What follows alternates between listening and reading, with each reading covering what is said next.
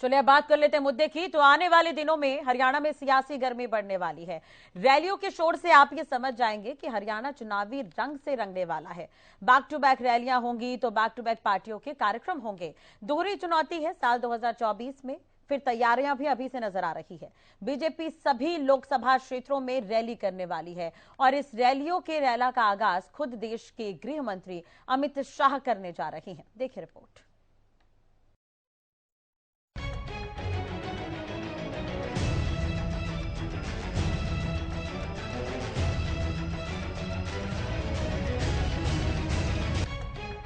आने वाले दिनों में हरियाणा में सियासी गर्मी बढ़ने वाली है। रैलियों के शोर से आप ये समझ जाएंगे कि हरियाणा चुनावी रंग में रंगने वाला है। बैक टू बैक रैलियां होंगी तो बैक टू बैक पार्टियों के कार्यक्रम भी। दोहरी चुनौती है साल 2024 में, तो फिर तैयारियां भी अभी से नजर आ रही हैं। बीजेपी सभी लोकसभा क्षेत्रों में रैली करने वाली है और इन रैलियों के रैला का आगाज खुद देश के गृह मंत्री अमित शाह करने जा रहे हैं। 18 से हरियाणा में रैलियों की शुरुआत है। 18 से 30 जून तक के बीच में 10 की 10 लोकसभा में रैलियां होंगी।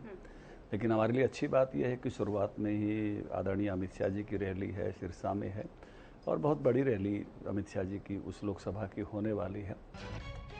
इधर सत्ता में भागीदार जेजेपी भी बीजेपी की राह पकड़ चुकी है। ये महीना बीजेपी की रैलियों का है तो अगला महीना जेजेपी की रैलियों का होगा। देखिए अब पार्टी 10 की 10 सीटों पे लड़ने के लिए अपनी तैयारी करेगी, पूरी मजबूती से तैयारी करेंगे। 90 के सब विधानसभा लड़ेंगे और 10 के 10 हमारी पार्लियामेंट लड़ेंगे। पिछली बार भी हमने चुनाव लड़े थे, वो जनता ने मैंडेट हमें दिया और आगे हम हमारे जो काम हमने गठबंधन में रह के मिनिमम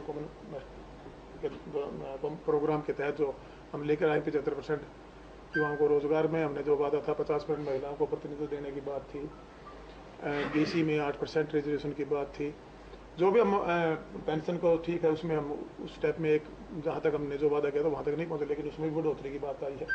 हमने प्रदेश के लिए काम किया है। सत्ताधारी पार्टियों को देख कांग्रेस भी फुल एक्टिव मोड में है।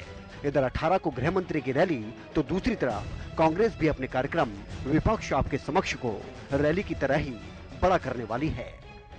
संगठन बनाने पर जोर है और नए नवेले प्रभारी दीपक बावरिया ने कमान संभाल ली है।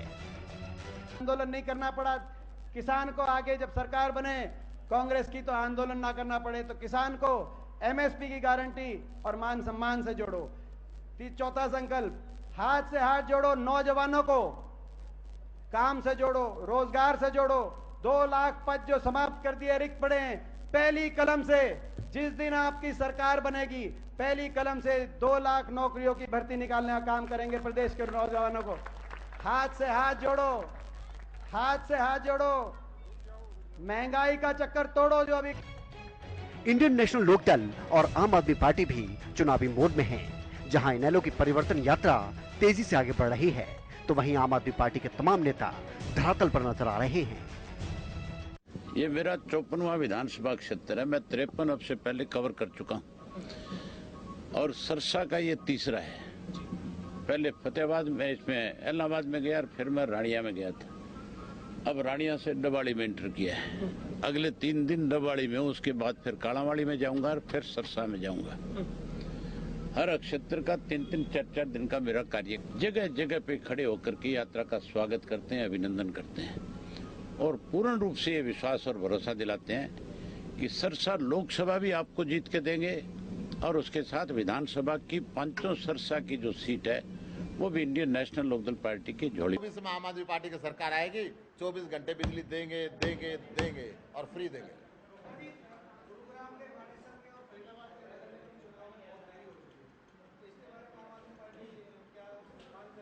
आम आदमी पार्टी हरियाणा में हर किस्म के चुनाव की पूरी तैयारी के साथ है, परंतु भारतीय जनता पार्टी हार के डर से पिछले 1.5 साल से फरीदाबाद के चुनाव को टाल रही है, गुड़गांव के चुनाव को टाल रही है और बानेश्वर के चुनाव को टाल रही है।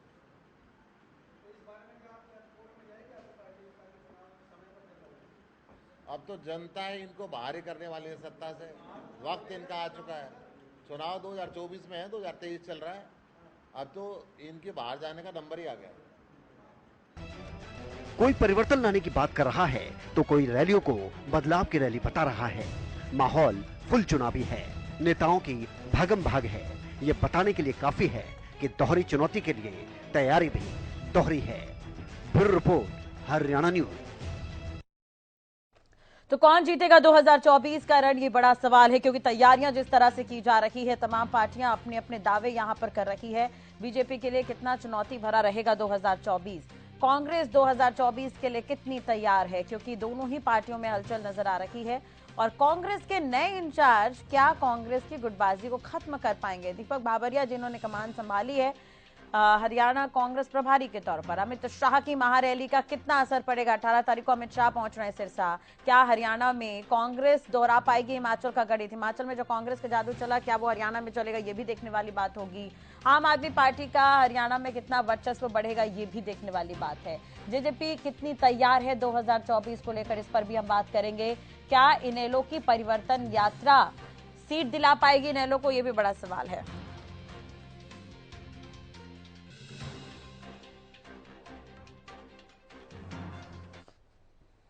चलिए, तो हमारे साथ खास मेहमान भी जुड़े हुए हैं। आपको बता दें, मुद्दा में आज का विषय मिशन 2024 ही है, क्योंकि चुनाव नजदीक है, उससे पहले तमाम पार्टियां तैयारी कर रही है। हमारे साथ प्रोफेसर विधु रावल जी जुड़े हुए हैं, बीजेपी प्रवक्ता हैं। जोगेंद्र मोर जो कि कांग्रेस के प्रवक्ता हैं।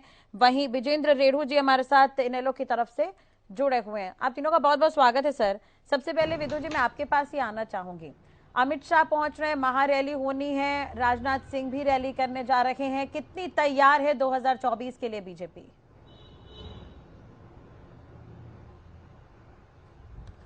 भारतीय जनता पार्टी का जिस प्रकार से पूरे देश के अंदर जनाधार बढ़ा है, विशेष रूप से 2014 के बाद आज भारतीय जनता पार्टी एक अपराजित पार्टी दिखती है।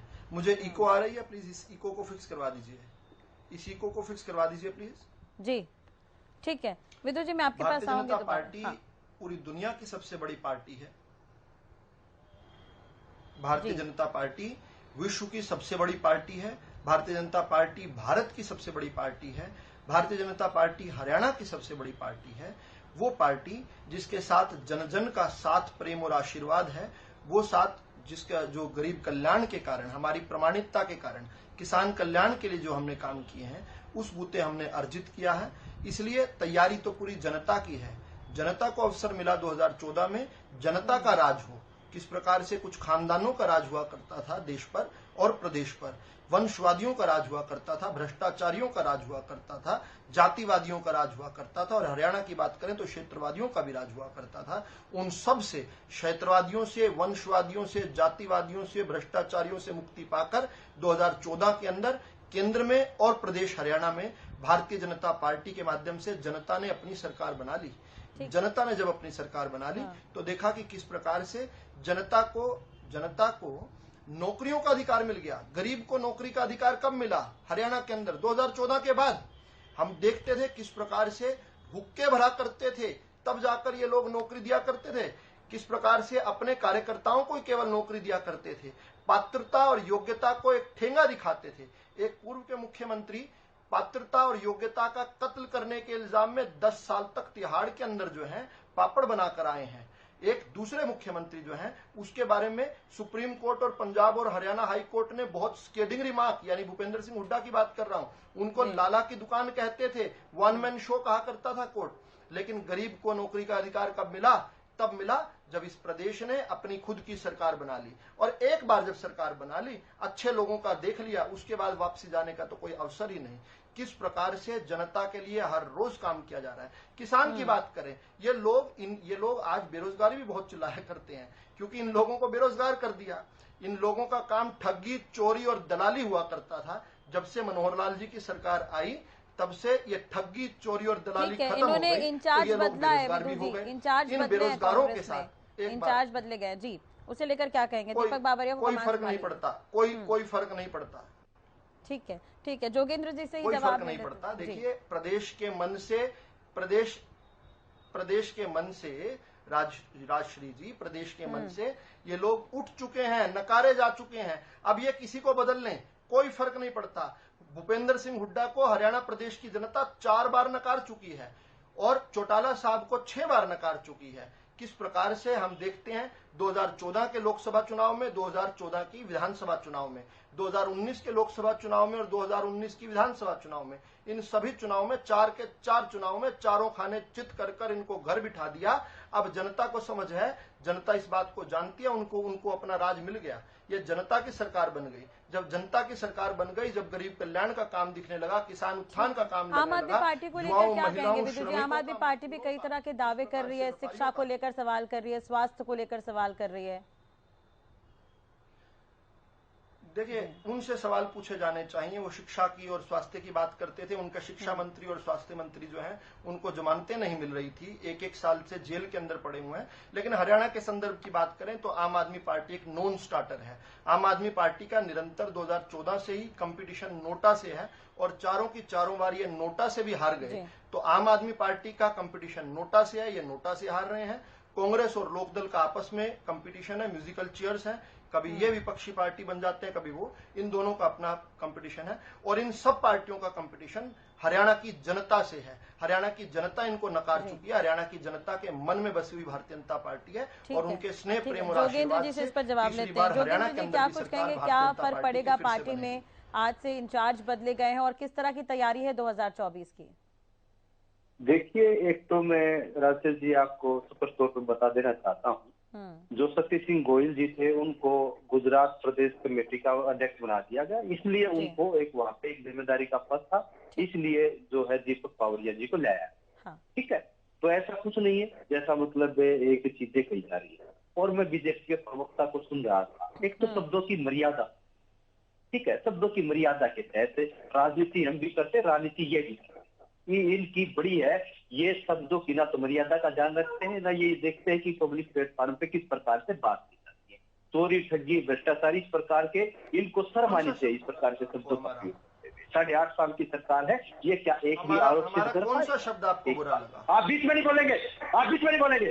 हमारे बीच में बोला शब्द आपको? आप पहले कौन सा शब्द आप करे थे? मैं बीच में नहीं बोला।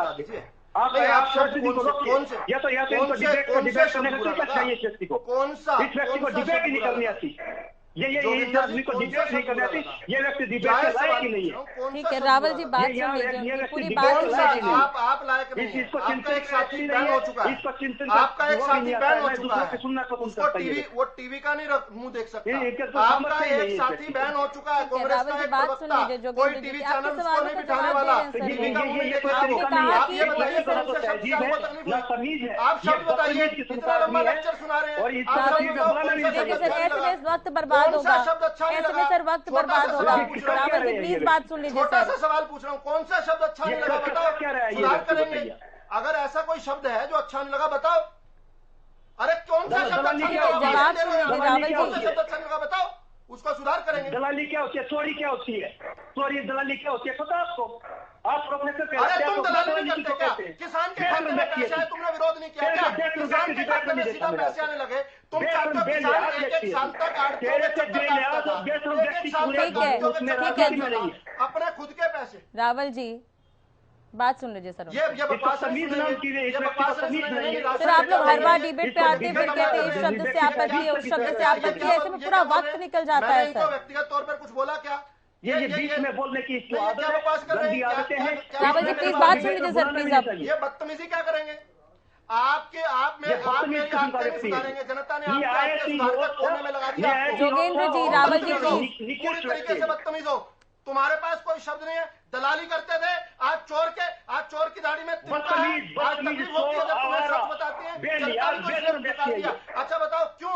सर ये हार सर, आप लोग बस इसी शब्द को लेकर आप लड़ते रहिए, फिर पार्टी। अरे तुमसे ज्यादा बेशरम कोई नहीं है, तुम भी प्लीज सर। तुम्हारे साथी आपकी पूरी राजनीति में नहीं है, वो भी इसी ठीक है सर। आप लोग आपसी इन सब चीजों को लेकर ना लड़े प्लीज, मैं आप दोनों से रिक्वेस्ट कर रहा हूँ सर। गाली गलौज करते हैं सर, ऐसे में बात पूरी हो ही नहीं पाएगी सर।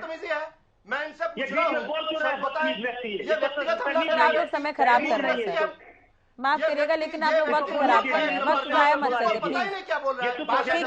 ठीक है विजेंद्र जी हमारे साथ जुड़ गए हैं, डॉक्टर मेहर जी भी हमारे साथ कुछ देर में जुड़ेंगे, आम आदमी पार्टी के प्रवक्ता स्टूडियो में मौजूद है हमेरे साथ।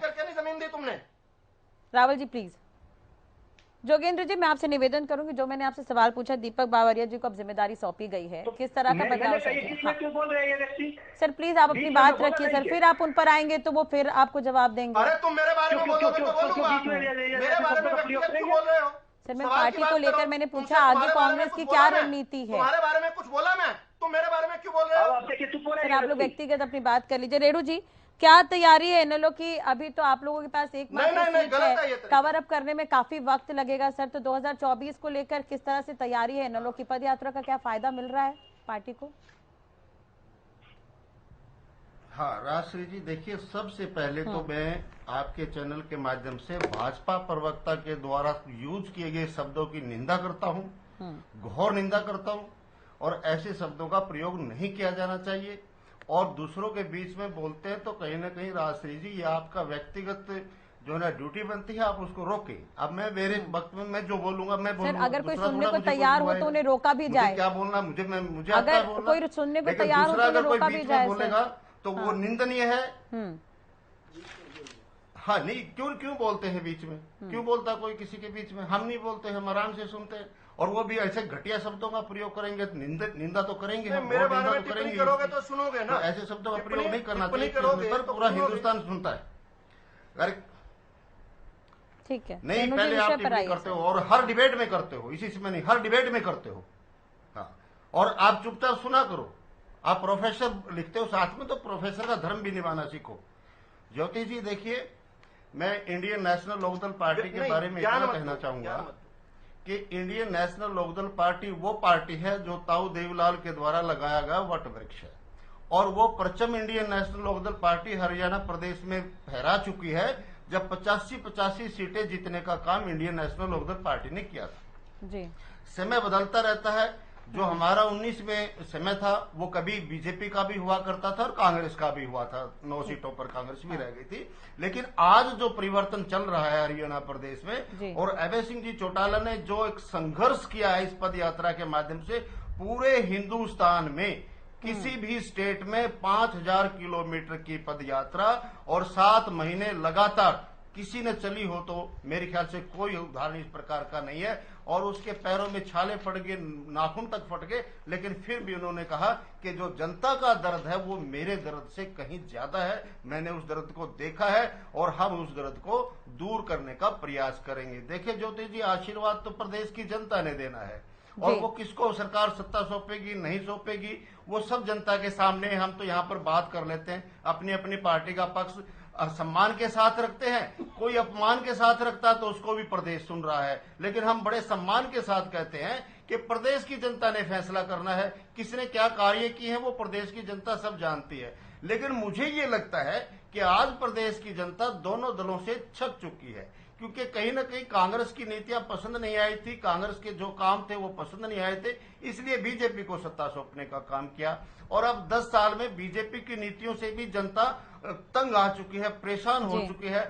जिस प्रकार से डंडे लाठी से प्रदेश की जनता को हाकने का काम करती है, जिस प्रकार से हर दूसरे महीने कहीं ना कहीं लाठी चार्ज होते हैं, गोलियां चलती हैं, उससे प्रदेश की जनता तंग आ चुकी है। और केवल मात्र अभय सिंह चौटाला जी जो आज अपने संघर्ष के बलबूते पर यहाँ पर पहुंचे हैं और अपने दादा स्वर्गीय चौधरी देवीलाल जी की नीतियों के ऊपर चलते हुए उन्होंने प्रदेश के किसानों के हित में अपनी विधायक की सदस्यता तक से त्याग पत्र देने का काम किया और उनके बीच में खड़े होने का काम किया। इसका बेनिफिट प्रदेश की जनता इंडियन नेशनल लोकदल पार्टी को 2024 के चुनाव में देगी, और निश्चित तौर पर 2024 में इंडियन नेशनल लोकदल पार्टी की हरियाणा प्रदेश में सरकार बनेगी, क्योंकि परिवर्तन पद यात्रा के माध्यम से आप देख रहे होंगे जिस प्रकार से अपार जन समर्थन इस यात्रा को मिल रहा है, वो इस बात का सर्टिफिकेट है कि आज जनता अभय सिंह जी को अपना भावी मुख्यमंत्री मान चुकी है और 2024 में उनको चंडीगढ़ भेजने का काम करेगी। ठीक है सर, ठीक है, नाम भी करेक्ट कर लीजिएगा रेणु जी, राजश्री। और हमारे साथ आम आदमी पार्टी के प्रवक्ता मेहर सिंह जी भी जुड़े हुए हैं। मेहर जी, एक तरह से देखा जाए तो चुनाव के पहले आम आदमी पार्टी ने भी काफी कुछ परिवर्तन किए, जैसे कि सुशील गुप्ता को प्रभार सौंपा गया है, तो किस तरह से 2024 को देख रहे हैं? क्या हिमाचल में जिस तरह से आम आदमी पार्टी उठी थी, बेसिक मुद्दे आम आदमी पार्टी ने उठाए थे शिक्षा स्वास्थ्य को लेकर, तो क्या उसी तरह हरियाणा में भी रणनीति रहेगी? देखिए, आप बेहतर है अगर गुजरात की बात करें, बेहतर है पंजाब की बात करें या दिल्ली की बात करें, हरियाणा आम आदमी पार्टी के संदर्भ में। हिमाचल में हमने, क्योंकि आपको मालूम है किन पार्टियों के पास कितने पैसे हैं, बीजेपी कांग्रेस बड़े सक्षम हैं पैसा, अगर पैसा देखा जाए, लेकिन लोग सिर्फ पैसा देख के, नेताओं के पैसे देख के ही वोट नहीं देते हैं। अब जहाँ तक हरियाणा की बात है, हमने 1 जून को अपना संगठन खड़ा कर दिया है। 1150 पदाधिकारी उस दिन नियुक्त किए गए और उनको शपथ दिलाई गई। 8 जून को हमने जींद में बहुत बड़ा प्रदर्शन किया, वो एक रोड शो था और बहुत ही अच्छा रहा। और वहाँ के लोकल लोगों ने भी, आज भी मैं देख रहा था कि उनकी रिएक्शन ये थी कि भाई बहुत ही अच्छा प्रदर्शन है और बहुत अच्छी बातें की गई। हम इस तरह की बातें नहीं करते हैं कि किसी के पैरों में छाले पड़ गए। हम ये भी बात नहीं करते हैं कि कौन मोटे रूप में क्या नहीं कर सकता, क्या नहीं किया, क्या नहीं किया। हम बात करते हैं हम क्या करेंगे। लेकिन अगर बात उसकी आती, हम बात वही है, हमारे मुद्दे वही हैं। हमारे मुद्दों की तो, बल्कि आपको बता दूं कि हमारे मुद्दों की तो चोरी हो चुकी है। कांग्रेस ने चोरी की है, बीजेपी ने भी चोरी की है, कर्नाटक में दोनों ने चोरी की है और कॉपी किया है। और कॉपी आप समझते हैं ओरिजिनल से बेहतर नहीं हो सकती। तो और बड़ी अच्छी बात है, चलो वो अगर सुविधाएं दे दें लोगों को तो हमें इसमें कोई एतराज़ नहीं है। लेकिन मैं ये कहना चाहूँगा कि 25 साल कांग्रेस ने राज किया हरियाणा में कुल मिलाकर, और 8.5-9 साल के करीब ये बीजेपी राज कर रही है, गठबंधन के साथ भी हैं पिछले 4.5 साल से। तो ये दोनों ही पार्टियां एक तरह से पब्लिक के नज़रों में खारिज हो चुकी हैं, कांग्रेस भी और बीजेपी भी। अब बात आई इनेलो की। इनेलो का भी राज रह चुका है हरियाणा में और जेजेपी को भी देख लिया। अब सिर्फ अगर देखना बाकी है तो आम आदमी पार्टी को देखना बाकी है। और हम, आम आदमी पार्टी ये कहती है, दिल्ली में ये कहती है कि भाई अगर हमने काम किया हो तो वोट दे देना और नहीं तो नहीं देना। और उसके बावजूद जो हमारे माननीय नेता केजरीवाल जी ने ये स्टेटमेंट दी, उसके बावजूद दिल्ली में तीसरी बार भारी बहुमत से जिताया गया है और पंजाब में भारी बहुमत आया है। तो आम आदमी पार्टी आएगी तो आंधी की तरह आएगी और वो आने के आसार आगाज हो चुका है। हम शुरुआत कर चुके हैं। अभी कुछ देर पहले रावल जी से मैंने एक सवाल पूछा था कि आम आदमी पार्टी जमीनी मुद्दे लेकर आ रही है, शिक्षा और स्वास्थ्य से जुड़े मुद्दे लेकर आ रही है, तो उनका ये जवाब था कि पहले अपने मंत्रियों को देख ले जो जेल में है। तो इसे लेकर क्या ठीक है, अगर जेल में देख लें तो हम ये कहेंगे कि आप अपने मंत्रियों को देख लीजिए जो जेल में नहीं गए। इतने बड़े संगीन आरोपों के बावजूद, एक नाबालिग के साथ इस तरह का कुकर्म करने के बावजूद, शिकायत के बावजूद आप लोगों ने महीना लगा दिया और उस लड़की से, उसके पिताजी से इस तरह की स्टेटमेंट उगलवा ली कि, और वो बाहर हैं, प्रश्न चिन्ह उन पर है जो बाहर हैं, जो अंदर हैं उनके एक पैसे की रिकवरी नहीं हुई, ये बदले की भावना से, और वही अंदर नहीं है। यहाँ तो जो भी सरकार के खिलाफ बोलेगा वही अंदर हो जाता है। अदरवाइज ये ब्रिजभूषण बाहर क्यों है अगर मैं पूछूं, संजय सिंह बाहर क्यों है अगर मैं ये पूछूं, और वो बाहर क्यों है, तेनी बाहर क्यों है अगर मैं ये पूछूं, जिसने किसानों पर गाड़ियां चढ़ा दी, इतना निर्मम काम जिसने किया, उस आदमी को जेल में ही होना चाहिए और आजीवन कारावास होनी चाहिए उसकी, कम से कम, नहीं तो फांसी हो जाए तो अच्छी बात है। और इसी प्रकार कैसे कोई जवाब है उनके पास? हमारे सिसोदिया जी अगर अंदर हैं तो वो एक पैसे की रिकवरी उनसे नहीं कर पाए हैं आज तक, सिर्फ राजनीतिक दुर्भावना से उनको अंदर किए हुए हैं। और इन्होंने सारे सिस्टम को, इंडिया में सिस्टम को, क्या मैं कहूँगा, संविधान को तहस नहस कर दिया है। अब तो ये ऑर्डिनेंस लाने लगे हैं, अब इनके पार्लियामेंट में भी बात नहीं बनती है। ठीक है, हरियाणा को लेकर कौन से मुद्दे हैं जो आम आदमी पार्टी लेकर जाएगी जनता के पास? हरियाणा में मुद्दे हमारे हमेशा रहे हैं, शिक्षा का मुद्दा रहेगा और चिकित्सा का मुद्दा रहेगा और बिजली का मुद्दा रहेगा। बिजली हम फ्री सप्लाई करते हैं और हम सक्षम हैं इस बात में, और हमारा बजट दिल्ली में हमने शो कर दिया है कि सरप्लस का बजट और फ्री बिजली, फ्री की रेवड़ी जो हमारे उनको मुद्दों को इन्होंने कहा है वो फ्री की रेवड़ी नहीं है, इससे ज़्यादा फ्री की रेवड़ी तो वो लेकर भाग गए हैं। जैसे जो माल्या जैसे लोग और जो इनके दोस्त हैं और जो इनसे पूछ के माननीय स्वर्गीय जेटली साहब से मुलाकात करके जब माल्या भागा तो आप क्या समझते हैं उसको? वो राज्यसभा का मेंबर था और इन्हीं की पार्टी का मेंबर था, तो वो फ्री की रेवड़ी है कि ये फ्री की रेवड़ी है?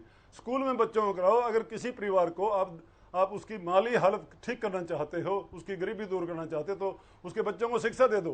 कम से कम 15-20 साल में जब वो बच्चा पढ़ के बड़ा होगा, 18 साल का होगा, और फिर वो इंजीनियरिंग, डॉक्टरी या कुछ ऑफिसर बनेगा तो वो गरीबी अपने आप दूर हो जाएगी।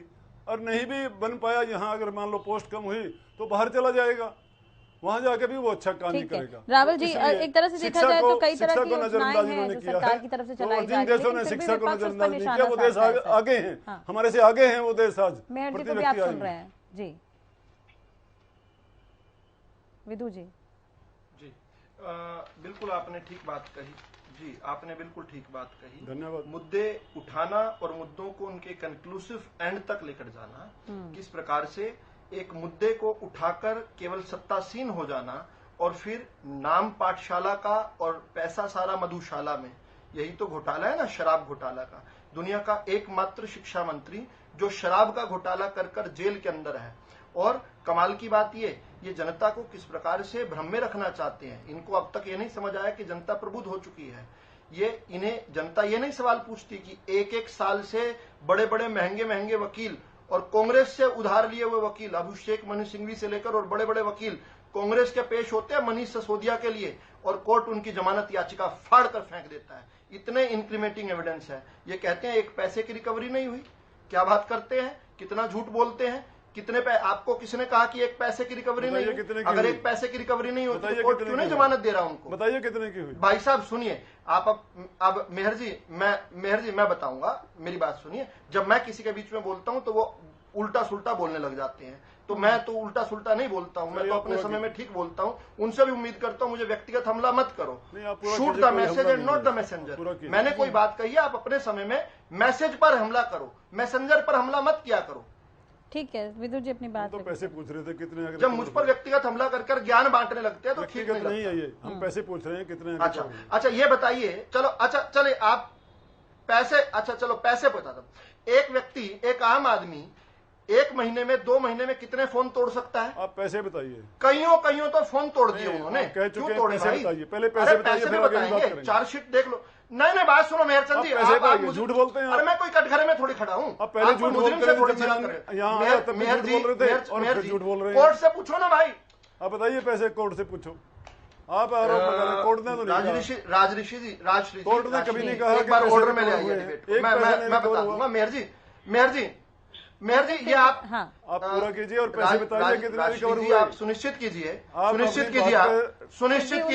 कि ये जितना समय मेरे बीच में बोल रहे हैं, आप पूछिए इतना समय पैसे रिकवर हुए, पहले यही बताए ना। आगे बात इतना समय काट लिया जाए इनका। आगे की बात बाद में होंगी, पहले पैसे बताओ कितने हुए। अब इन्हें समय मत दे। एक पैसा भी नहीं हुआ रिकवर। अरे गुजरात में 100 आदमी मर गए, गुजरात में 100 आदमी मर गए दारू, कितने दारू पी के। मेरा सवाल उस पर कुछ नहीं हुआ। वो पुल टूट गया, उसपे कुछ नहीं हुआ। 2 करोड़ नौकरियों का प्रॉमिस था, उसका कुछ नहीं हुआ। अच्छा अपने समय में मेहर जी बोलेंगे, मेरे समय में बोलेंगे। उठाना 50-15 लाख रुपए आप ब्लैक मनी ला रहे थे, उसका कुछ नहीं हुआ। आप क्या करें? ये मेरे समय में बोलेंगे। तो झूठ मत बोलिए, बस और कुछ नहीं है। झूठ मत बोलिए, आप सच्ची बात बोलिए। विदु जी हरियाणा की तरफ वापस आएंगे तो एक बात और पूछते हैं, एक दो बात। नहीं उन्होंने बहुत कुछ बोला है, मुझे उनका जवाब देकर फिर आपके सवाल पर आऊंगा। अरे भाई आप बीच में मत बोलिए मेहर जी, आप अपने समय बोलिएगा। नोट कर लो, मैंने भी नोट किया हुआ है। हरियाणा की बात करें तो मैं जवाब देने लग रहा हूँ तो उसमें आप रनिंग कमेंट्री चला रहे हैं। नहीं नहीं मैडम ऐसे नहीं चल सकता ना, उन्हें रोक देती ना आप। अब उनके सवाल तो आ गए, मेरे जवाब नहीं आएंगे तो इसका मतलब क्या भ्रम नहीं चला जाएगा क्या? अब नहीं, अब उनके सवाल जो आ चुके हैं उनका उत्तर जाना चाहिए। उसके बाद हरियाणा पे आएंगे। मैं तो बहुत आतुर हूं हरियाणा पे बोलने के लिए, वेट कीजिए आप। देखिए पहली बात तो ये एक प्रमाणित बात है कि 1 महीने में कई फोन तोड़े सिसोदिया ने। ये उनकी चार्जशीट के अंदर है, इसका जवाब ये कोर्ट में दे रहे हैं। दूसरा, एक व्यक्ति, देखो दुनिया भर को कोरोना हुआ, लेकिन कोई आज तक कोरोना का ऐसा पेशेंट नहीं मिला जिसने कहा कोरोना की वजह से मेरा मेमोरी लॉस हो गया। इनके जो दूसरे मंत्री हैं, जो स्वास्थ्य मंत्री हैं, जो सितेंद्र जैन जी हैं, वो कहते हैं एफिडेविट देकर क्योंकि कोरोना हो गया, मेरा तो दिमाग ही घूम गया, कोरोना के कारण मुझे तो याद ही नहीं मैंने कोई पैसा कहां से लिया, क्यों लिया। तो इस प्रकार से ये बातें कर रहे हैं। तीसरा, इनका शीश महल किसने नहीं देखा। चौथी बात है, इनके रंगे हाथों राशन कार्ड के नाम पर शोषण करता हुआ, महिला का शोषण करता हुआ इनका मंत्री भूल गए हैं क्या? एक फर्जी डिग्री के कारण जिसको इन्होंने इंटरनल लोकपाल से जस्टिफाई करने का प्रयास किया, जब तक कोर्ट ने जितेंद्र तोमर को जब तक नहीं बाहर निकाला तब तक ये उसकी कसीदे खा रहे थे, और इन सबको कट्टर ईमानदार बोलते हैं। अब मैं हरियाणा पे सीधा आ रहा हूं क्योंकि आपने बात बोली। ये मैं सुन रहा था इंडियन नेशनल लोकदल के प्रवक्ता साहब जो हैं, अपने बड़े सभ्य जिनके नेता हैं, जो विधानसभा में बड़ी अच्छी अच्छी बातें बोलते हैं, उन्हीं के प्रवक्ता यहाँ पर आकर ज्ञान बांट रहे थे सभ्यता का। वो जो विधानसभा में कहते हैं, चप्पल उतार देते हैं अभय सिंह चौटाला, विधानसभा में चप्पल दिखाते हैं वो साहब, और बाहर आकर पत्रकार पूछता है आपने चप्पल क्यों दिखाई, तो बोले मेरे हाथ में गोली होती तो गोली मार देता। ऐसे व्यक्ति के प्रवक्ता आकर यहाँ पर दूसरे लोगों को सभ्यता का ज्ञान बांटते हैं, कितना हास्यास्पद है। लेकिन इन्होंने एक बात बड़ी अच्छी कही, इन्होंने कहा कि एक समय था जब 85 सीटें बनी थी। एक इन्होंने और अच्छी बात कही, इन्होंने कहा कि चौधरी देवीलाल जी के खड़ा किया हुआ ये संगठन है। मैं इस बात का सम्मान करता हूं, क्योंकि चौधरी देवीलाल जी को मैं अपना नेता मानता हूं। चौधरी देवीलाल जी गरीब, मजदूर और किसान, कमेरे वर्ग की बात करते थे। चौधरी देवीलाल जी वो शख्स थे जिन्होंने गरीब को राजनीति में आना का एक प्रोत्साहन दिया, गरीब तक राजनीति लेकर गए। वो उस महान व्यक्ति की बात कर रहा हूं। वो अलमारी को पीछे से नहीं काट सकते थे। माफी चाहूंगा, चौटाला साहब पर जो 10 साल तिहाड़ के अंदर भुगत कर आए हैं, वो किसलिए भुगत कर आए हैं? अलमारी को पीछे से काटेंगे। चौधरी देवीलाल का नाम तो ले लेते हो, कुछ संस्कार तो। बीच में क्यों बोल रहे हैं मेहरचंद जी? आपकी तो बात ही नहीं कर रहा हूं मैं, आपकी तो बात ही नहीं कर रहा हूं, बीच में क्यों बोल रहे हैं? नहीं, मैं राजश्री से बात, आप बीच में क्यों बोल रहे हैं? डिबेट चल रहा है, मजाक हो रहा है, मजाक हो रहा है। आप देवीलाल का प्रस्ताव, बात सुन लीजिए सर उनकी। अभी बात किसी और की कर रहा हूं। देवीलाल का प्रस्ताव लिखोगे तो फिर कैसे, समय भी तो चाहिए अभी तो। अरे आपका क्या मतलब है भाई? रेणु जी ने जो सवाल उठाए हैं, मैं आपसे कह रहा हूँ कि 9 साल का हिसाब बनाया था, और मुद्दों की बात हो। ठीक है, आपने रेणु जी का जिक्र किया था, उन्होंने 9 साल का जिक्र किया, 9 साल का जिक्र किया। सर प्रस्ताव पढ़ के कोई मतलब हुआ? देवीलाल की जीवनी के बारे में बात करने लगे। देखिए, हरियाणा की पॉलिटिक्स आज की है भाई, आप थोड़ी तय करेंगे। अरे मेहर जी, राजऋषि जी, इनका समय नष्ट कर रहे हैं। ये व्यक्ति नष्ट कर रहा है, मेरे से बोलने से रोक रहा है। ये क्या तरीका है ये बात करने का? अपने समय में आप कुछ मर्जी बोलिए, मुझे थोड़ी तय करेंगे। भाजपा का प्रवक्ता क्या बोलेगा, आम आदमी का प्रवक्ता तय करेगा। रेणु जी का आपने जिक्र किया था, रावल जी, रेणु जी का आपने जिक्र किया था। आप उनके पॉइंट पर आइए ना सर। मैं रेणु जी की बात कर रहा था, बात अधूरी रह गई। उनकी बात पर ही आ रहा हूं। उन्होंने कहा 9 साल का उन्होंने जिक्र किया। उन्होंने, रेणु जी ने कहा, और मैंने नोट किया, उन्होंने कहा जनता का दर्द मेरे दर्द से बड़ा है, ऐसे अभय सिंह चौटाला मानते हैं। मैं अभय सिंह चौटाला को साधुवाद देता हूं आपके चैनल के माध्यम से कि वो इस बात को मानते हैं कि उन्होंने जिस प्रकार से उनकी सरकार के दौरान पात्र लोगों के चूल्हे बुझाए, उस दर्द को वो अपने सत्ता से बाहर रहने के दर्द से बड़ा मानते हैं। इसलिए वो फिर से तैयार हैं कि फिर से उनको जनता जो है नकारने वाली है। उनका दर्द सत्ता से बाहर रहने का दर्द है ना, और जनता का दर्द क्या है? अरे नौकरियां ही नहीं दिया करते थे आप लोग भाई, पर्ची और खर्ची के बगैर किसी को नौकरी नहीं दिया करते थे। नौकरियां मिलनी शुरू हो गई गरीब के घर में, कोचिंग सेंटर में भीड़ हो गई, आपके पीछे गाड़ियां तुड़वानी पड़ती थी आम आदमी को।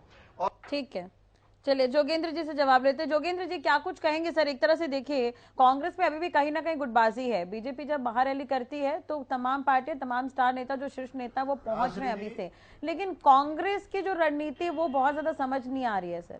राहुल गांधी निकले हुए थे, उन्होंने पद यात्रा की, उसके बाद अभी क्या कांग्रेस गुटबाजी से उबर पाई है?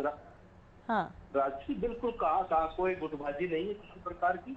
एक हमारी पार्टी में आंतरिक लोकतंत्र है, लेकिन जब हाईकमान किसी बात पे फैसला करती है तब सब एक मत होते हैं। हमारे जो शक्ति सिंह गोविल जी थे पहले, उन्होंने जब भी कोई मीटिंग ली है, अब नए पर बारी है।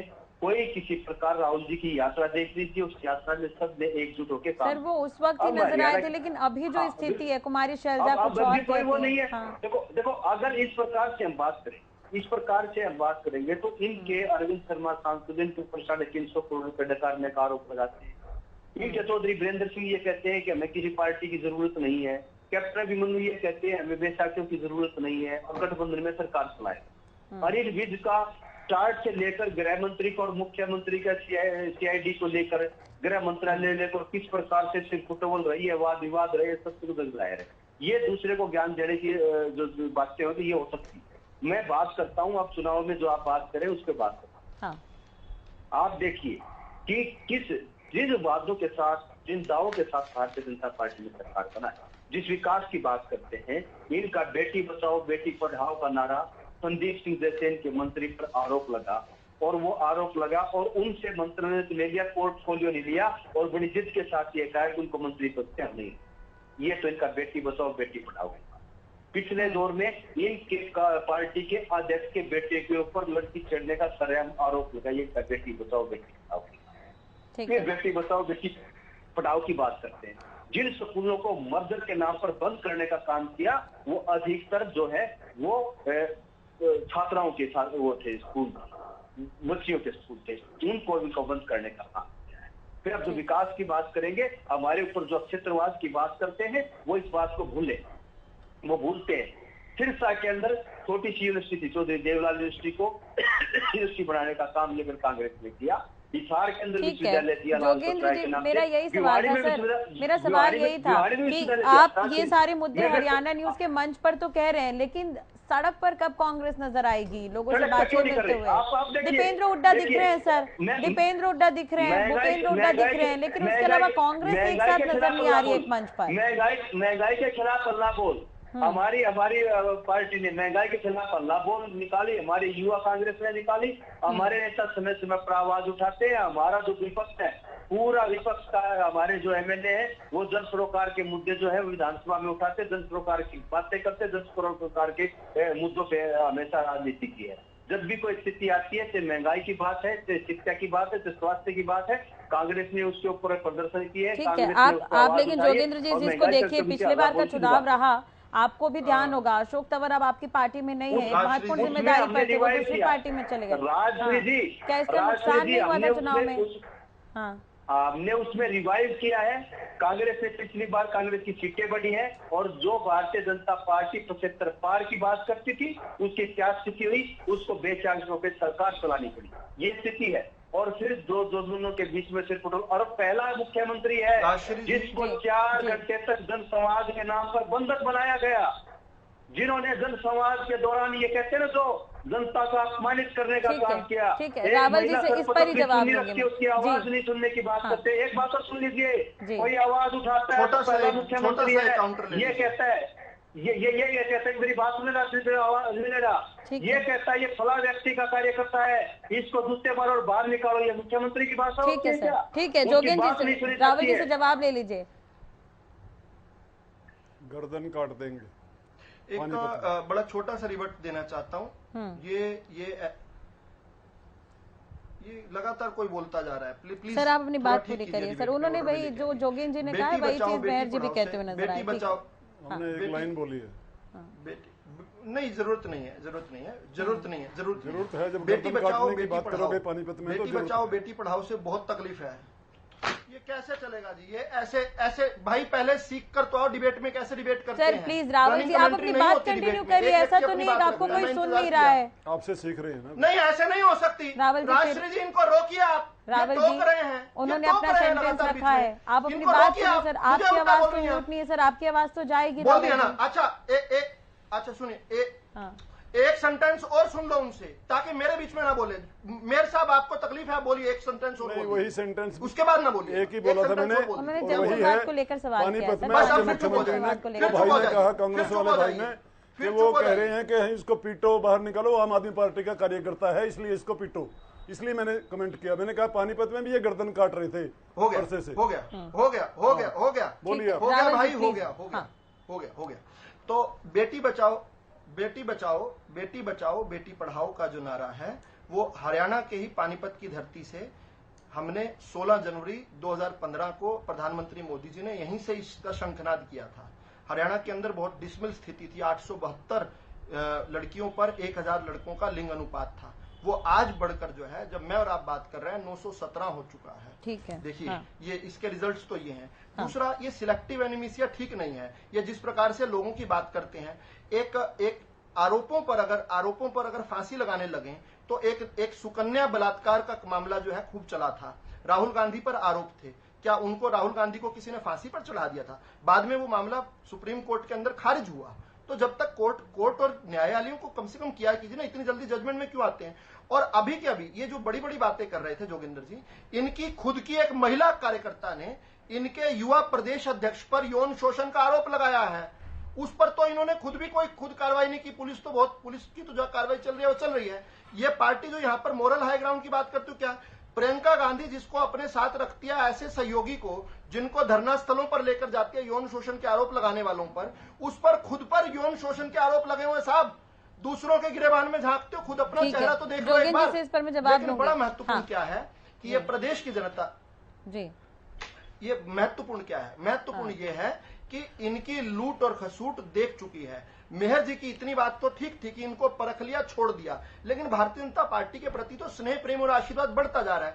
2014 में हमें जितनी वोट मिली थी उससे 3.5% अधिक वोट जो है 2019 के हमें विधानसभा के इलेक्शन में मिली।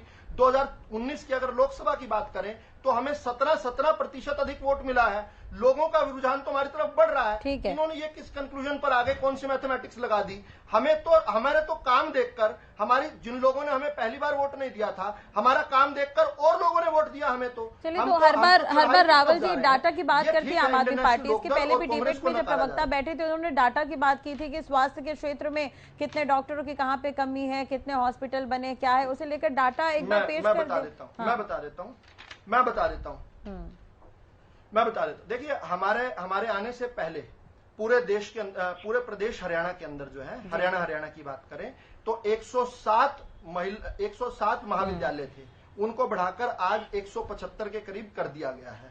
देखिए, हमारे समय जो है जो मेडिकल कॉलेजेस की बात थी, मेडिकल कॉलेजेस केवल 2 थे पूरे हरियाणा के अंदर। अब हम हर जिले के अंदर 22 के 22 जिलों के अंदर इसी कार्यकाल में मेडिकल कॉलेज पूरे कर रहे हैं। आधे जिलों में पहुंच गए, यानी 12 जिलों में इस समय मेडिकल कॉलेज जो है इस सेशन में शुरू भी हो जाएंगे। लेकिन महत्वपूर्ण क्या है? महत्वपूर्ण है हमारे फंक्शनैलिटी की बात। जहां पर ये मोहल्ला क्लिनिक कहा करते थे, कोरोना काल में कलाई खुल गई। ये खांसी का इलाज करने जो है अरविंद केजरीवाल कहाँ जाते हैं? हम सब जानते हैं कि खांसी का इलाज ये बेंगलोर में करवाते हैं। इनके मोहल्ला क्लिनिक में क्यों नहीं करवाते खांसी जैसी बीमारी का इलाज? दूसरी बात अगर करें, ये अपनी बड़ी बड़ी डिंगे हाँकते हैं कि हमने शिक्षा और उसमें बात की। सत्येंद्र जैन जो खुद स्वास्थ्य मंत्री हैं, जेल से उन्होंने स्वास्थ्य कारणों पर उन्हें जमानत मिली तो वो जाकर मोहल्ला क्लिनिक में नहीं एडमिट हुए या किसी सरकारी अस्पताल में नहीं गए। डाटा का मैं पूछ रही थी आपसे, हॉस्पिटल बहुत सारे बने, डॉक्टर भी कई जगहों पर नहीं है। एक और पता होना चाहिए जी, एक और सुन लीजिए आंकड़ा। जो मनीष सिसोदिया हैं उनका इलाज अपोलो अस्पताल में होता है। 26 अप्रैल 2023 को उनकी श्रीमती जो सीमा सिसोदिया हैं उनका इलाज भी जाकर अपोलो अस्पताल में होता है। केजरीवाल के खुद के दोनों के बच्चे जो हैं सरकारी स्कूल में नहीं पढ़ते। हरियाणा में तो आकर वो कहते हैं कि नेताओं के बच्चे सरकारी स्कूल में क्यों पढ़ते? उनके दोनों बच्चे data, this is hard data. तो सर अब कोई कहाँ पे इलाज करा रहा है? हरियाणा की मैं बात कर रही हूँ, हरियाणा में कितने डॉक्टर हैं सर? आपने बोल दिया बड़े हॉस्पिटल बने, आधे से ज्यादा भी डॉक्टर है। आप डॉक्टर बताइए ना कितने हैं? आप अगर डाटा की ही बात कर रहे हैं तो आप चलिए डॉक्टर के पद बता दीजिए, कितने पद हैं और कितने डॉक्टर वहाँ पे हैं? 750 मेडिकल सीट्स थी जब हमने इनहेरिट किया था। 750 से बढ़ाकर अब 3 गुना ज्यादा 2500 मेडिकल सीट्स हो चुकी हैं। ठीक है रावल जी, मैं भी आपको एक डाटा बताती हूँ। एमडी है 241 पद होने चाहिए, उसमें 50 डॉक्टर हैं बस। 241 पद होने चाहिए, आप नोट कर लीजिए चाहे, मैंने भी थोड़ी बहुत रिसर्च की है सर। महिला रोग विशेषज्ञ 193 है जिनमें से 95 है। साथ बताइएगा। एक मिनट राजश्री जी एक रिक्वेस्ट है मेरी, 2014 का भी एक कॉन्ट्रास्ट बताइएगा, क्योंकि एक दिन में डॉक्टर नहीं बनता, डॉक्टर को पूरी मेडिकल की एजुकेशन पूरी करनी पड़ती है। हमने वो स्थिति बना दी। मेरा सवाल आपसे यही था कि इंफ्रास्ट्रक्चर अगर हम बता रहे हैं 2014 का भी रिकॉर्ड बताइए। तो आप तो अभी का डॉक्टर देखेंगे सर, अभी कितने डॉक्टर हैं आप इस पे देखेंगे? 2014 में इलाज करवाने आप जाएंगे?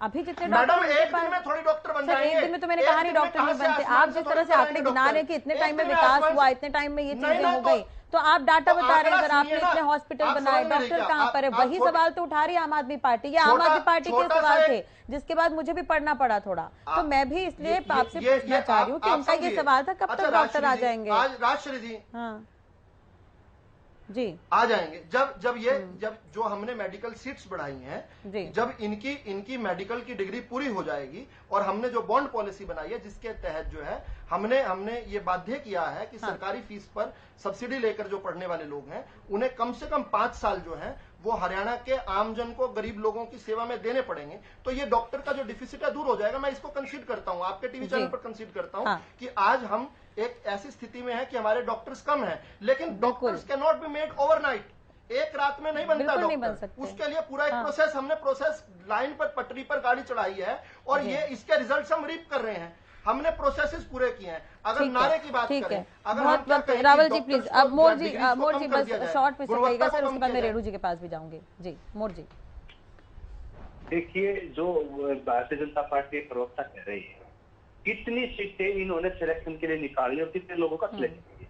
सिलेक्शन की जितनी निकाली थी तो भरी भी नहीं इन्होंने। और 9 साल में कितने डॉक्टर बैच निकले हैं, कोई सिलेक्शन वगैरह का इस प्रकार का नहीं किया। और अब तक सर, तो मैं उसी डाटा की ही बात कर रही हूँ कि आप लोग पूरे हो जाएंगे, हाँ। पूरे हो जाएंगे, कब तक पूरे हो जाएंगे, कोई ऐसी बात नहीं है। स्वास्थ्य के नाम पे इन्होंने क्या किया है, मेडिकल की फीस बढ़ा के गरीब आदमी को वहां से वंचित करने का काम। ठीक है विजेंद्र जी, हाँ विजेंद्र जी उस वक्त भी कुछ कह रहे थे विकास को लेकर कि पहले जब सरकार थी, अभी रावल जी ने आरोप भी लगाया कि नौकरी तो आप लोग दे नहीं पा रहे थे उस वक्त जब सरकार थी सर इनेलो की। राजश्री जी, एक तो मुझे ये आपसे भी शिकायत है कि ये कभी भी बीच में काउंटर के लिए समय मांगते हैं, आप सभी को समय देते हो, और मेरे ऊपर इसने इतनी बातें कही, मैंने काउंटर के लिए समय मांगा। फॉल्ट से आप डिस्कनेक्ट हो गए थे, मैं आपके पास ही आ रही थी उस वक्त, आप डिस्कनेक्ट हो गए थे, इसलिए दोबारा मैं आपके पास आई हूँ सर। नहीं देखो, ऐसे आप ऐसे अन्याय मत कीजिए। आज पूरा इनका भाषण सुनने के लिए तो हम यहाँ आते नहीं है राजश्री जी। देखो सर, इसलिए हम तो भी अभी अपनी सर बात अभी वक्त मिला तो आप अपनी बात पूरी करिए सर, आपका भी वक्त जाया नहीं आप चला रहे हो, आप जितना वक्त लगाएंगे शिकायत करने में आपकी बात रह जाएगी सर। नहीं, आगे के लिए तो ध्यान आप डिस्कनेक्ट हो गए थे सर, इसलिए मैंने सवाल दोहरा दिया। विधु ने कहा था कि इनेलो की जब सरकार थी तब नौकरियां नहीं मिल रही थी लोगों को। सुनो, चलो मैं सुनो, C20 की मीटिंग हुई थी फरीदाबाद में।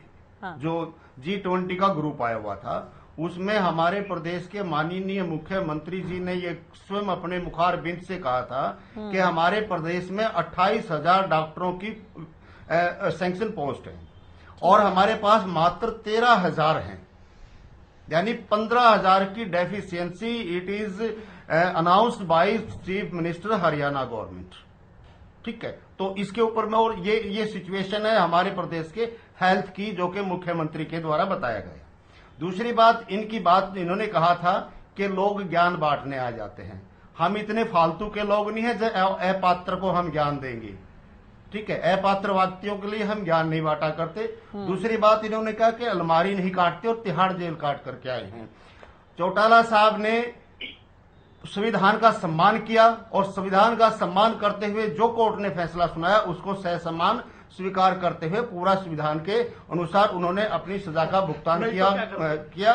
वो एक षड्यंत्र के तहत उनको सजा हुई। लेकिन आज प्रदेश में क्या हालात हो रहे हैं, जो सजा के वास्तव में हकदार हैं वो खुले घूम रहे हैं, जिनको अंदर होना चाहिए वो खुले घूम रहे हैं। हमने तो सही था गलत था, मैं इस विषय पर ज्यादा नहीं जाऊंगा। एक षड्यंत्र के तहत उनको जेल सुना दी, उन्होंने सम्मान किया। लेकिन आज पूरा हिंदुस्तान चिल्ला चिल्ला करके कह रहा है कि ये दोषी है, पूरा हरियाणा चिल्ला चिल्ला करके कह रहा है कि दोषी है, इनको अंदर करो।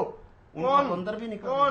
संविधान का भी अपमान किया जा रहा है, लोकतंत्र का गला घोटा जा रहा है, और फिर ये कहते हैं कि हमारी जो ना लोकप्रिय सरकार है। ठीक है, वो तो जनता फैसला करेगी, जनता लोकप्रिय मानती है कि नहीं मानती है, जनता फैसला करेगी। जिस प्रकार से स्वास्थ्य की मैंने बात बताई, बेरोजगारी में हरियाणा प्रदेश नंबर 1 पर है। और मैं तो एक और निवेदन करना चाहूंगा आपके चैनल के माध्यम से, इलेक्शन कमीशन से मेरा निवेदन है कि इन आदमियों के जो घोषणा पत्र थे उनको निकाला जाए और उसमें देखा जाए कितना झूठ इन्होंने बोला था, और उसके ऊपर तुरंत एक्शन इलेक्शन कमीशन को लेना चाहिए।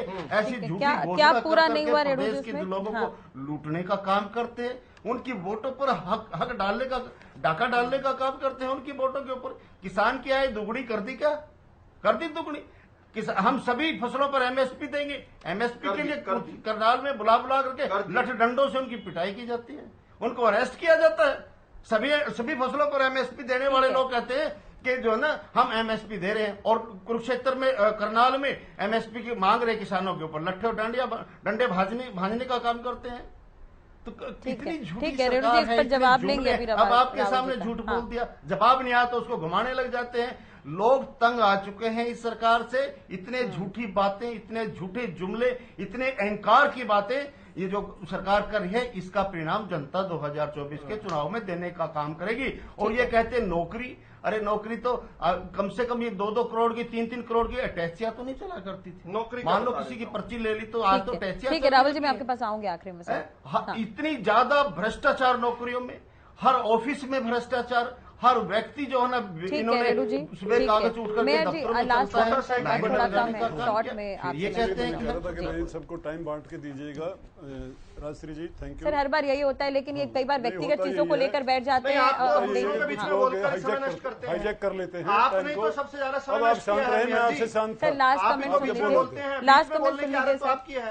नहीं आप बीच में क्यों बोल रहे थे? आप जब बोल रहे थे मैं शांत था। आपको तो अपने अधिकार। लास्ट कमेंट सुन लीजिए। रावल जी मैं आ रही सर आपके पास, प्लीज। प्रोफेसर किसने बना दिया? पहली बात रावल जी प्लीज। नोटा से कम वोट मिलती है। किसने प्रोफेसर बना दिया आपको? रावल जी प्लीज आपको किसने भेज दिया? आप सुनते ही नहीं है। मैं भी प्रोफेसर। रावल जी आपको डिबेट में किस मुंह से बुला लिया? मैं भी सर पैनल आप नहीं डिसाइड सर किसे बुला लिया, किसने बुला लिया, ये सारी चीजें नहीं। रावल जी प्लीज सर। आप ही बुलाएंगे सबको। मेहर जी लास्ट इन्होंने झूठे आरोप कुछ लगाए थे, मैं उनका जवाब देना चाहता हूँ। प्लीज सुनिए विदु रावल जी प्लीज सुनिए। मुझे मालूम है कितने वो है। आप भी, मैं चुप हो रहा हूँ, लेकिन आप भी बीच में मत बोला। 15 लास्ट कमेंट में आई सर प्लीज, थोड़ा टाइम कम है सर। आपने कुछ बातें कही थी, आरोप लगाए थे हमारे पे कि फोन तोड़ दिए। अच्छा, संजय सिंह को गिरफ्तार करके माफी मांगी, गिरफ्तार करने की बात करके आरोप लगा के फिर माफी मांगी, और फिर क्या हुआ? और फिर हरियाणा की बात कर लीजिए। जहां तक आप शीश महल की बात करते हो, हरियाणा की बात कर लीजिए। हाँ, आपने दिल्ली की बात क्यों की थी? अब बीच में भी बोल रहे हैं और अनाप शनाप बातें भी कर रहे हैं। थी बात। चलो हरियाणा की करता हूँ। ठीक है, लास्ट कमेंट में आएंगे तो सर बेहतर होगा। लास्ट मुझे भी बार-बार टाइम के लिए कहा जा रहा है, मैं इससे बार-बार पूछ और हरियाणा की बात करूंगा। और हरियाणा की बात ये है, आज हरियाणा, आज के न्यूज़पेपर में पढ़ लीजिएगा, 6.04% इन्फ्लेशन इन हरियाणा, हाईएस्ट, सबसे ज्यादा है, सभी स्टेट से ज्यादा है। और इसका मतलब महंगाई में भी टॉपर हो गया हरियाणा। और पहले बेरोजगारी में टॉपर था 35% पे, और क्राइम में टॉपर था। इन 3 चीजों में बीजेपी और जेजेपी की सरकार ने हरियाणा को टॉप पे लाके खड़ा कर दिया। ये बड़े शर्म की बात है। जनता का इतना दोहन किया। सर 2024 में चुनाव होगा, जनता तय करेगी। सर जनता भी उसके बाद जो मुद्दे, जहां आपने डिग्री की बात की थी, वो दिल्ली के मुद्दे आपने उठाए। ठीक है सर, ठीक है मैं कहता हूँ आपके लास्ट कमेंट जोगिंदर जी, आपसे लास्ट कमेंट में जिनकी डिग्रियों पर बहुत जोगिंदर जी लास्ट कमेंट सर, बिल्कुल शॉर्ट में सर प्लीज। तो शॉर्ट में राजश्री जी बिल्कुल देखिए, ये सरकार हर मुद्दे पर विफल रही है, चाहे वो बेरोजगारी का मामला है, चाहे वो महंगाई का मामला है, चाहे विकास का मामला है। और कांग्रेस पार्टी विकास के मुद्दे के आधार पर, जो कांग्रेस पार्टी के मैंने पूरा नहीं किया तो जो विकास किया है, उस मुद्दे पे हम जनता के बीच में जाएंगे और हमने विकास कराया और विकास के मुद्दे की सुनाओ। बिल्कुल लास्ट कमेंट सर, मेरा पूरा होना था लास्ट कमेंट प्लीज, टाइम कम है सर, जनता भी देख रही है सर। 2024 में तो हम तैयार है सर, वोट डालने जनता पार्टी ने जितना सुनिए ना, हमें 6 साल इंडियन नेशनल लोकदल के और 10 साल कांग्रेस के, यानी हमसे लगभग दुगने समय में, जब इन्होंने दोनों ने मिलकर 15,000 इंडियन नेशनल लोकदल ने नौकरी दी थी और कांग्रेस ने लगभग 85-86 हजार दी थी, हम उससे अधिक नौकरी उनसे आधे समय में दे चुके हैं, पहली बात। और ये पात्रता के आधार पर, योग्यता के आधार पर दिया है। किसान हितैषी बात करिए, एक भी फसल को एमएसपी पर नहीं खरीदते थे हम। पूरे देश के अंदर सर्वाधिक 14 फसलों को हरियाणा की भाजपा सरकार आकर खरीदती है, एक दाना नहीं खरीदते थे हम। भावांतर भरपाई के तहत बाकी सभी फसलों को देते हैं। ये 1 रुपया भी भावांतर भरपाई का नहीं दिया। ये 2-2 रुपए के चेक दिया करते थे। हमने यहाँ पर इतना हरियाणा 48 साल में जितने इन्होंने 1123 करोड़ रुपए दिए। हाँ। ये लास्ट कमेंट आरोप प्रत्यारोप सर फिर करेंगे तो फिर बात बढ़ेगी सर। लास्ट कमेंट है ये मेरा जी। अरे सुनिए ना, आरोप नहीं, डाटा दे रहा हूँ, हाथ डाटा दे रहा हूँ। राष्ट्रीय जी टोक रही हैं आप।